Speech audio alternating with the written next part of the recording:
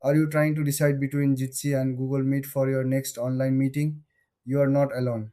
Let's break down these two popular video conferencing tools. Both Jitsi and Google Meet allow you to connect with others through video calls. They both offer screen sharing, chat features, and the ability to host meetings with multiple participants. But they have some key differences that might influence your choice. First, let's talk about Jitsi. Jitsi is an open source platform. This means anyone can use it for free. You can host meetings without signing up.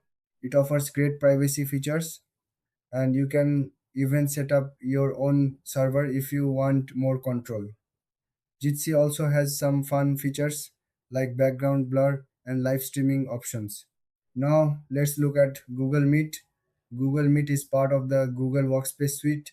It's designed for business use and integrates well with other Google apps like Calendar and Gmail.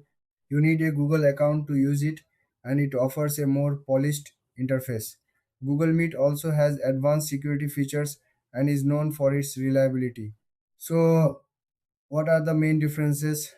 Jitsi is free and open source, making it great for casual users and privacy advocates. Google Meet, on the other hand, is more suited for businesses and those who already use Google services. When it comes to features, Jitsi offers a lot of flexibility while Google Meet shines in integration and security. In terms of pricing, Jitsi is free while Google Meet has various plans, often tied to Google Workspace subscriptions. In the end, if you want a free, easy to use tool, Jitsi is a solid choice. But if you need a professional setup with strong integration, Google Meet might be the way to go. Thanks for watching. If you found this comparison helpful, don't forget to like and subscribe for more videos.